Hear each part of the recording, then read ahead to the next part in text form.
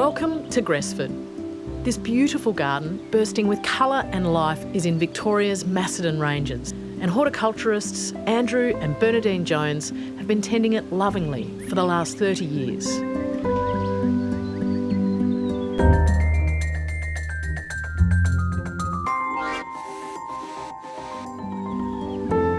These plant professionals have been working in the retail nursery trade for decades, giving advice and solving problems for gardeners all over Melbourne.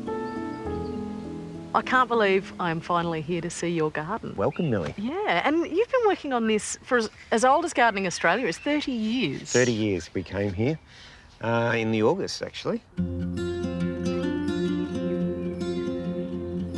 Andrew and Bernie's garden is their pride and joy.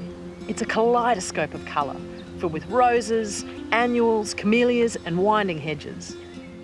But it wasn't always like this. When they first arrived at Mount Macedon 30 years ago, it was a different story. This is such a rambling garden. Did you have a plan when you started? When we got here, Millie, it was just a bare block with a few of the gums and wattles. And everything you see around here now is just what Bernard created.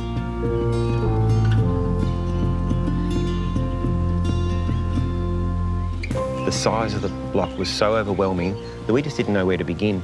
So at the back of the house, there was a drive, and that created a natural boundary for us. And from there, we just kept doing it in different stages, and on it went. So what was the first thing you planted? This tree here, Millie, the Prunus. We have had to undercut it a little bit just to give it that lovely, wide, broad spread. But look, when it's in full flower, it is just an umbrella of pink.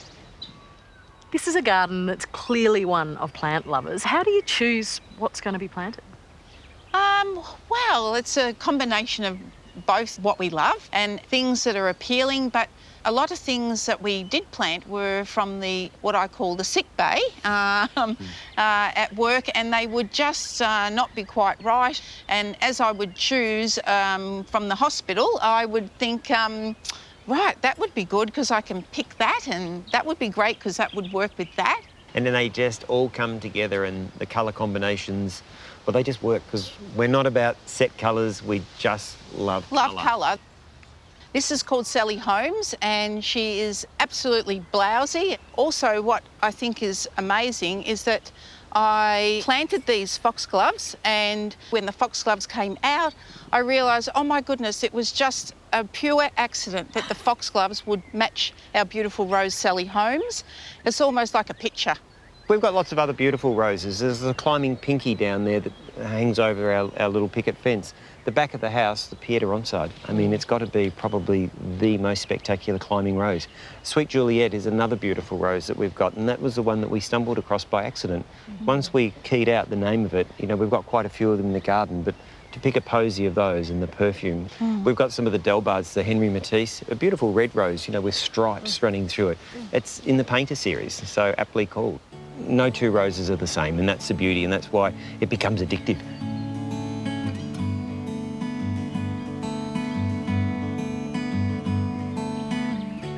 Trees are such a feature of this garden, and you've got some extraordinary different specimens around the place.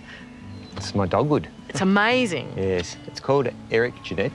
I think it's an ideal tree, especially for home gardeners. It doesn't grow large. It's not completely deciduous either, Millie. Through the winter, it still holds some foliage on the tree, but look at the flowers. They start off this beautiful sort of lemony cream colour, but as they age, as you can see here, we get this beautiful pink shade that comes right through.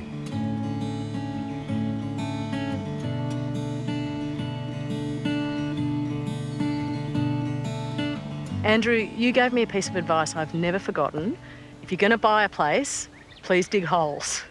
Soil, it is all about the soil, isn't it? It's so important, Millie. I mean, whenever you go to a place, and especially if you're a keen gardener as we are, check your soil. However, we don't always get the choice. Sometimes we want to live where we want to live, but the soil doesn't meet our needs.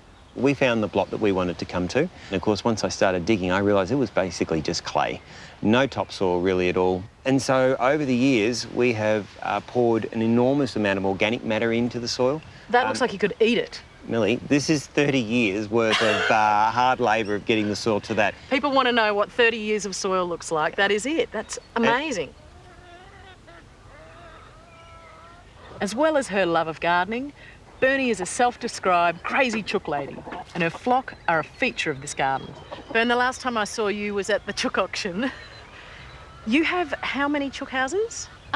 We have 4 chook houses, and I'm actually known as Mrs. Chook Chook. My obsession with chickens started many years ago when somebody gave me a rooster and we called him Clary, and from that day on I decided, well, Clary needs friends, and that's what happened. The serious egg layers, they get a free upgrade to Chookham Palace. It's a good life here and they're all very happy chooks.